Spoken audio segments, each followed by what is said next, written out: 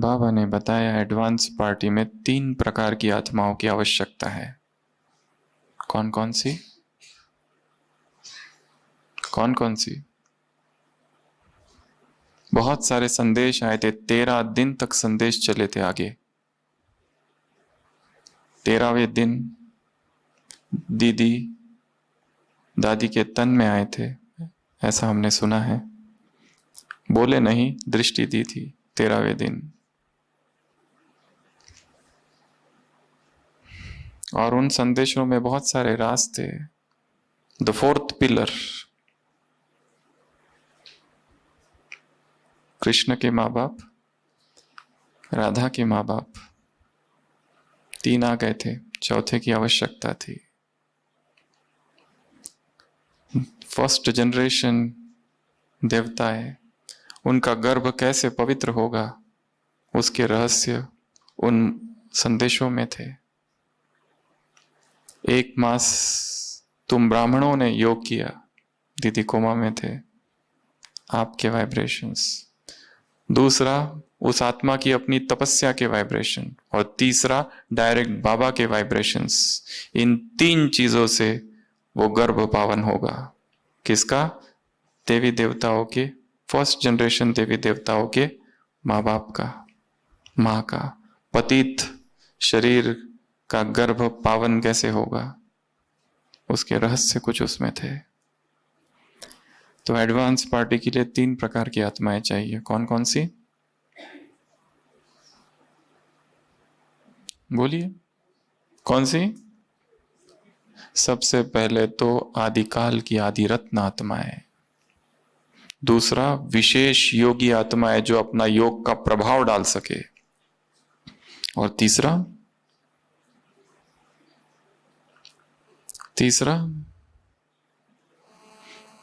भाग्य विधाता के भागीदार, ब्रह्मा बाबा के भागीदार, पार्टनर्स। ये 3 प्रकार की आत्माएं कहां चाहिए? Advance party. श्रेष्ठ योग बल, श्रेष्ठ विधि और श्रेष्ठ आत्माएं। तो ये 6वां राज। 7वां राज, अष्टरतन और 9 रतन। बाबा ने कहा बाबा नहीं बताएंगे, पाठ ही प्रत्यक्ष करेगा नंबर को। कितना सूक्ष्म राज है। बाप नहीं बताएंगे अष्टरतन कौन, पाठ ही प्रत्यक्ष करेगा नंबर को।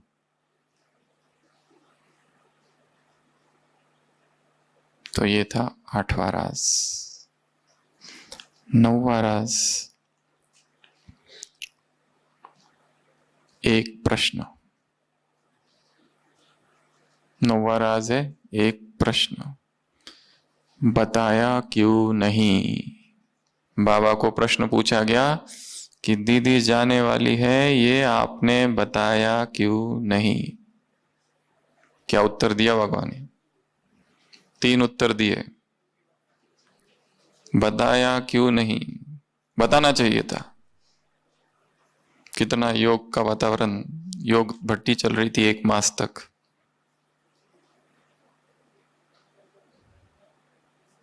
बताया क्यों नहीं? उत्तर, पहला उत्तर, दीदी के योगी बन गए होते अगर बताया होता। दूसरा उत्तर, विचित्र ड्रामा का चित्र खींचा नहीं जाता। कितना सुंदर भाषा है और शब्द है। विचित्र ड्रामा का चित्र खींचा नहीं जाता। पहले से चित्र नहीं खींचा जा सकता है और बता दो कि ये होने वाला है। तीसरा उत्तर,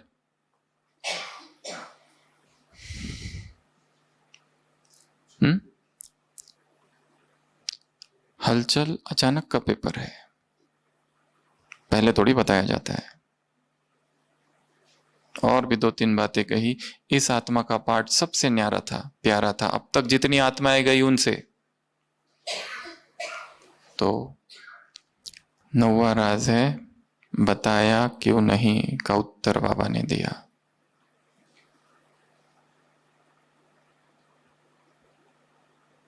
10वां, दादियों का मधुबन में आना राज है इसके पीछे।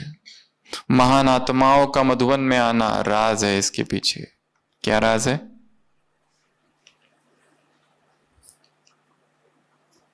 बोलो ना, कुछ तो बोलो।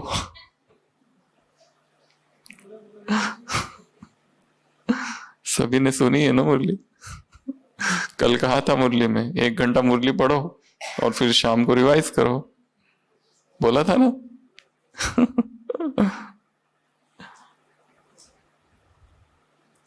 महान आत्माओं का यहां आना क्यों?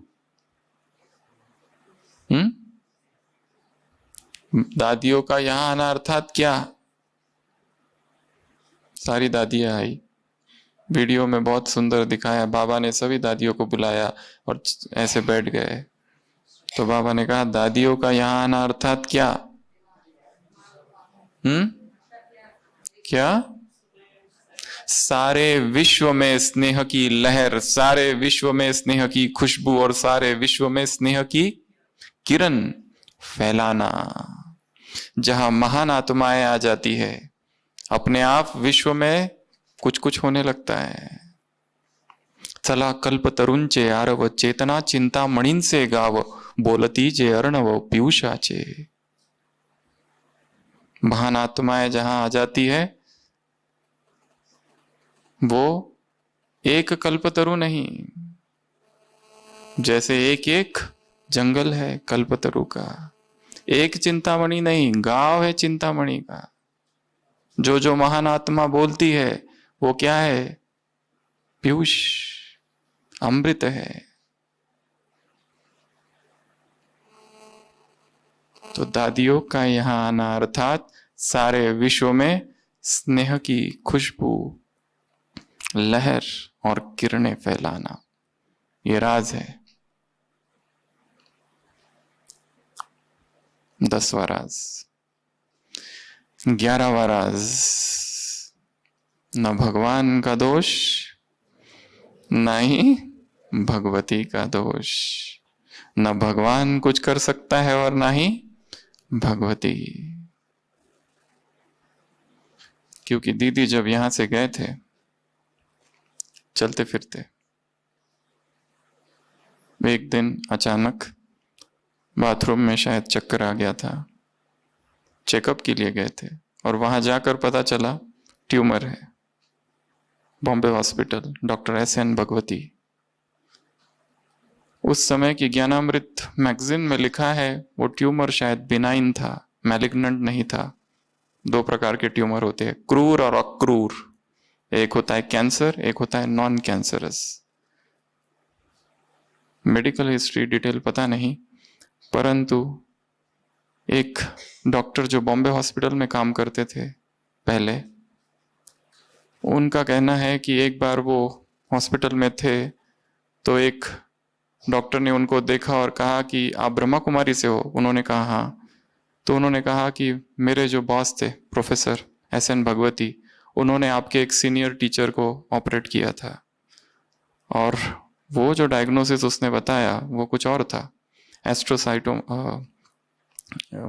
एक ग्रेड 4 ट्यूमर, एस्ट्रोसाइटोमा मल्टीफॉर्मी।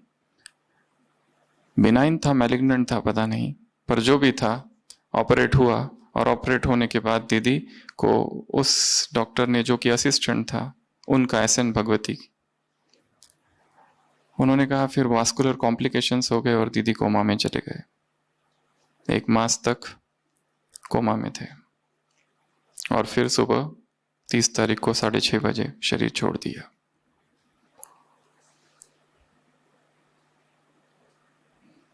थोड़ा सा वातावरण इस तरह का था जो बाबा ने मुरली में भी कहा। दीदी की इच्छा थी कि सूक्ष्म वतन में रहे।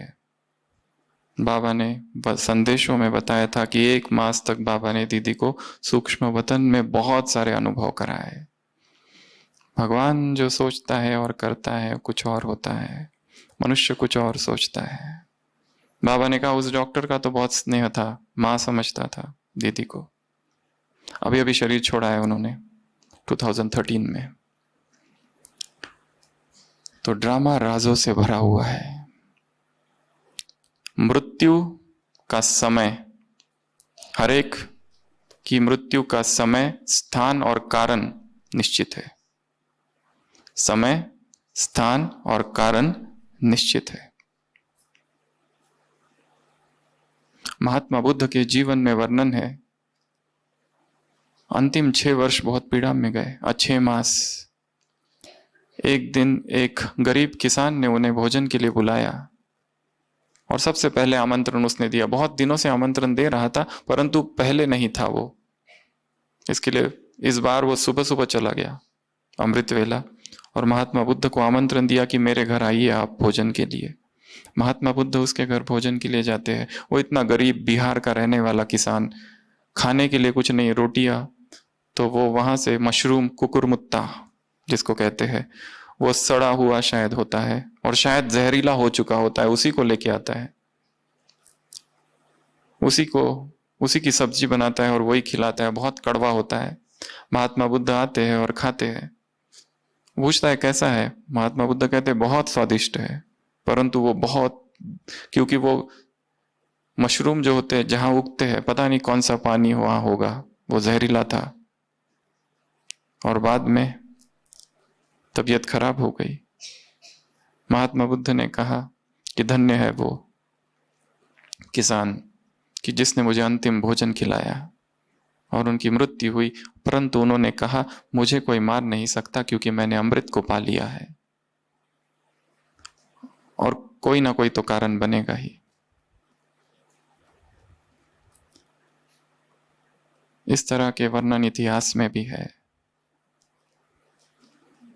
व्यक्ति सोचता है कि ये कारणीभूत है या वो कारणीभूत है। राम जी किसी ना किसी को तो निमित्त बनाता है, ऐसा मेडिकल प्रोफेशन में कहते हैं।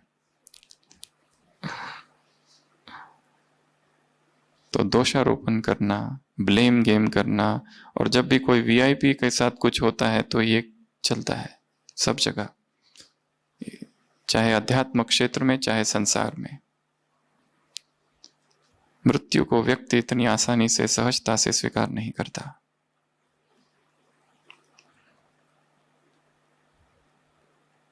किसी व्यक्ति ने स्वप्न में, राजा ने देखा कि एक काली छाया आई और उसने कहा कल शाम को मैं तुम्हें लेने आ रही हूं। राजा सम्राट था, फटाफट मीटिंग बुलाई, अपने राज्य के गणमान्य, नामचीन, बड़े बड़े होशियार व्यक्तियों को बुलाया और उन सब ने, राजा ने कहा क्या किया जाए।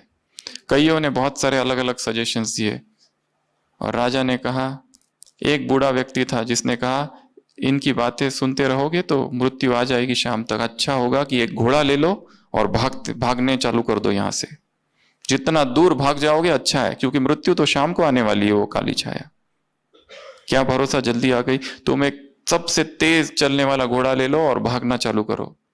तो राजा अपना तेज घोड़ा लेता है और इतना तेजी से भागता है, इतना तेजी से भागता है, दोपहरी हो जाती है, भागते जाता है और एक ऐसे निर्जन स्थान पर पहुंचता है। शाम हो जाती है और वहां अपना घोड़ा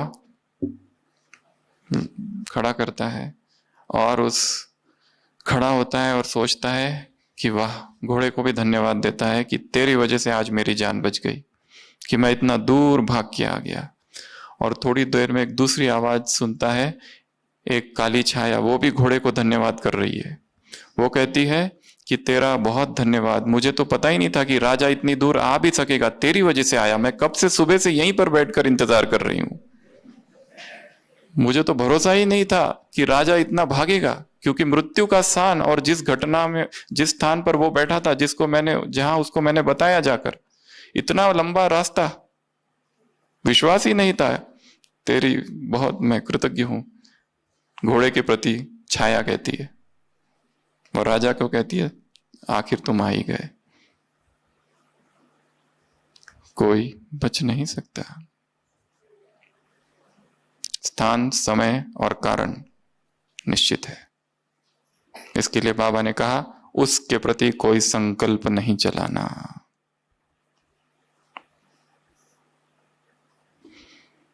11 बरस, 12 बरस।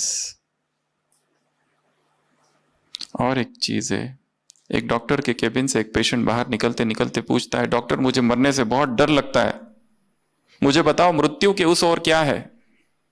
डॉक्टर कहता है मुझे नहीं पता। पेशेंट कहता है आप तो बहुत बड़े धार्मिक व्यक्ति हो, आपको नहीं पता। तब तक डॉक्टर अपना दरवाजा पकड़े हुए है, हैंडल, और उसके कुत्ते के भौंकने की आवाज बाहर से आती है। तो डॉक्टर दरवाजा खोलता है और कुत्ता एकदम से अंदर आता है और डॉक्टर को प्यार करने लगता है।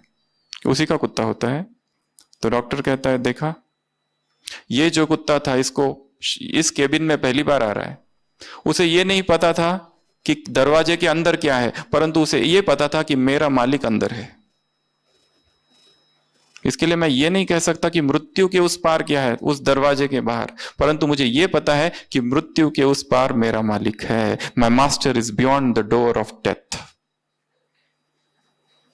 इसके लिए मुझे चिंता नहीं है और ना ही डर, क्योंकि मेरा मालिक वहां है। जैसा वो कुत्ता निश्चिंत है, अंदर घुस गया, पता था मालिक है, वैसे मैं भी निश्चिंत हूं। तो ये 11वां राज, 12वां राज डिवाइन यूनिटी का राज।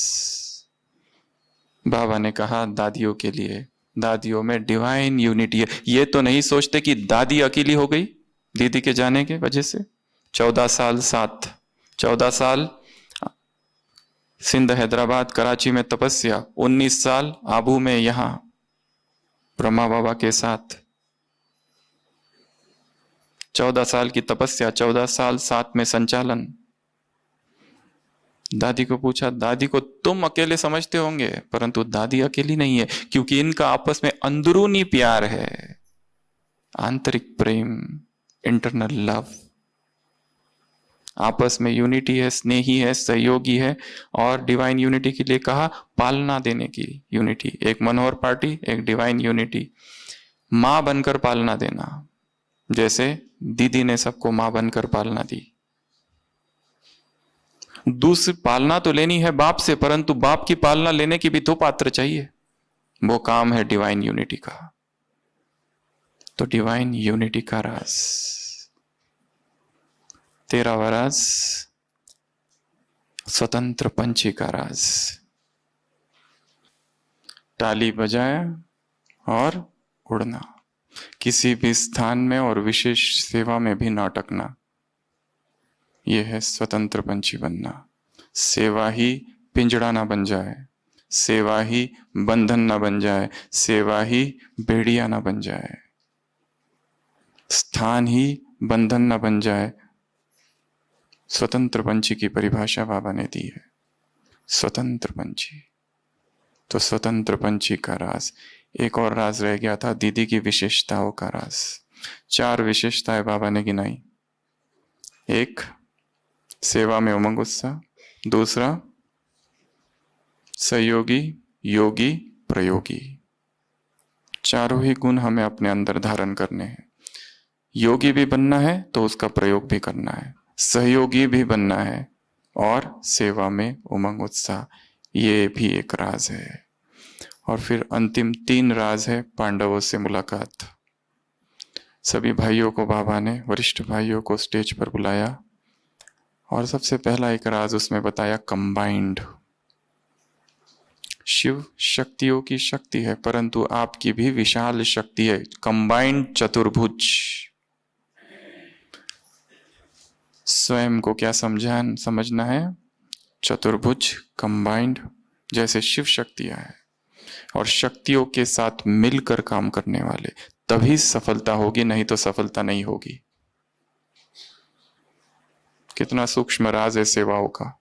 भाइयों को बता रहे बाबा कि बहनों से मिलकर सेवा करनी है। उदाहरण सबसे बड़ा तो दादी और दीदी के बीच का ही है कि इतने साल साथ में 14 साल तक संचालन किया, कोई एक रिपोर्ट नहीं है कि कभी झगड़ा हुआ, अनबन हुई, कुछ भी नहीं। यहां बाबा भाइयों से कह रहे कि आपको शक्तियों के सहयोगी बनना है, दादी क्या सहयोगी बनना है। बुझाए हो तो मिलकर सेवा करनी है, चाहे मधुबन में, चाहे सेवा केंद्र में, या और कहीं जगह, तब सफलता होगी। यह सफलता का रहस्य है। 14वां 15वां राज, ताज, जिम्मेवारी का ताज। ऐसा नहीं कि बस वही करेंगे, स्वयं को भी जिम्मेवार समझना है। यह जिम्मेवारी का ताज पहनना है, तब सफलता होगी। एक पर नहीं छोड़ देना है, हर एक को समझना है इस यज्ञ की मैं ईंट हूं। एक भी ईंट कम होगी तो यज्ञ का किला हिलेगा। इसके लिए एक एक अपने आप को जिम्मेवार आत्मा समझे। एक एक की प्यूरिटी से प्यूरिटी का भवन बनेगा। एक एक के संकल्प से संकल्पों की महान विशाल इमारत बनेगी। एक एक की भावनाएं, एक एक की दृष्टि, वृत्ति, सब कुछ महान चाहिए। और अंतिम राज 16वां, संस्कार मिलन का राज। अभी संस्कार मिला हो तो जन्म जन्म महान आत्माएं, फ्रेंड और संबंधी, फ्रेंड के फ्रेंड और संबंधी के संबंधी, श्रेष्ठ आत्माओं से संबंध रखना, फ्रेंडशिप रखना, संस्कार मिलन की रास करना। तो ऐसे ये टोटल 16 राज आज की मुरली में बाबा ने गिनाए। एक बार फिर से रिवाइज करेंगे। सबसे पहला, अटल अधिकारी, राज्य अधिकारी बनने का राज विधि है अटल संस्कार धारण करना। दूसरा राज, टॉप, ऊंचा, ऊंचाई के लिए 6 बातें, स्थिति, पॉइंट, स्थान, सर्विस, योग, ज्ञान। तीसरा, समर्थ, समर्थ का राज, उसके लिए विधि है अर्पण, समर्पण, समर्थ बाप को सौंप देना तन मन धन। चौथा राज, सच्चा स्नेह। तुम्हारा सच्चा स्नेह है तो सच्चा स्नेह स्नेह अर्पण करेगा, बाबा ने कहा है। दुख के आंसू नहीं, और स्वीकार भी नहीं होंगे। एक और बात इस मुरली में बाबा ने जो सिखाई है, सबसे महत्वपूर्ण बात जो बाबा ने सिखाई है, लास्ट में कहा संदेशवाहक के 2 काम है। संदेशवाहक आता है, संदेश देता है और चला जाता है। No advertisement, no social media पे प्रोपोगंडा। और दूसरा, संदेशवाहक कुछ भी स्वीकार नहीं करता है। वीडियो में दिखाया है प्रकाश मणि दादी भोग दे रहे हैं बाबा को, बाबा ने मना कर दिया, आज नहीं, स्वीकार नहीं करता, आज संदेश ही बनकर आया है बाबा। तो हम भी संदेशवाहक है, किसी से कुछ स्वीकार करने वाले नहीं। हम भी संदेशवाहक है, संदेश दिया और गायब, कोई नाम मान शान की कामना नहीं। ये 2 शिक्षाएं बाबा ने दी है स्वयं के उदाहरण से। तो चौथा राज सच्चा स्नेह, पांचवा मिठास, छठवां एडवांस पार्टी का राज, सातवां अष्टरत्न, आठवां एक प्रश्न, और 9वां हमने लास्ट में बताया, वो था दीदी की विशेषता वो था लास्ट में, दीदी की 4 विशेषताएं तो बहुत है, आप पढ़ लेना। चौथा, फिर 10वां यहां पर दादियों का क्यों आना हुआ। 11वां राज, ड्रामा का राज, ड्रामा राजों से भरा हुआ है, किसी का दोष नहीं, सभी एक्टर्स संपूर्ण निर्दोष है। ड्रामा बाप को पसंद है, तुम्हें भी पसंद आना चाहिए। उसके बाद में 12वां डिवाइन यूनिटी, 13वां स्वतंत्र पंची, 14वां कंबाइंड, 15वां जिम्मेवारी का ताज, और लास्ट संस्कार मिलन की रास। ऐसे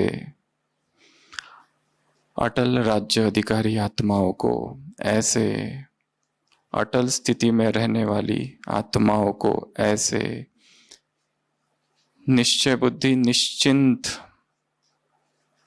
आत्माओं को, निश्चय बुद्धि या निश्चिंत रहने वाली आत्माओं को त्रिमूर्ति याद प्यार बाबा आज दे रहे। तो ऐसी निश्चय बुद्धि विजयी आत्माओं को बाप दादा का याद प्यार, गुड नाइट और नमस्ते। हम रूहानी बच्चों की रूहानी बाप दादा को याद प्यार, गुड नाइट और नमस्ते। ओम शांति।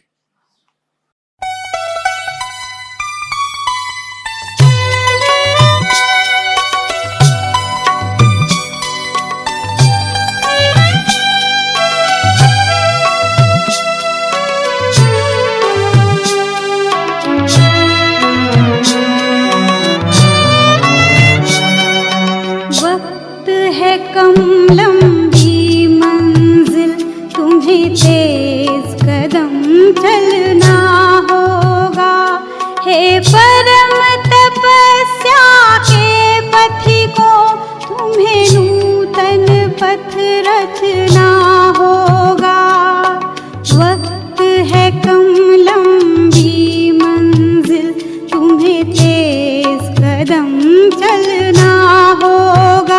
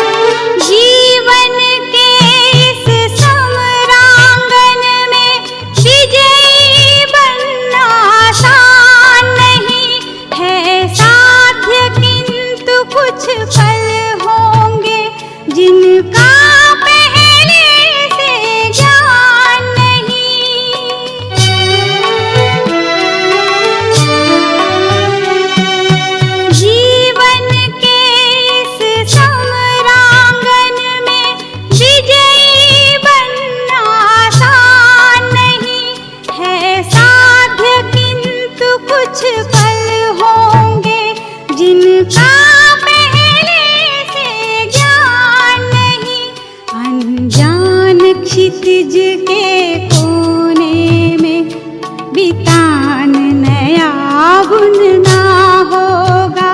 हे परम तपस्या के पथिकों, तुम्हें नूतन पथ रचना होगा।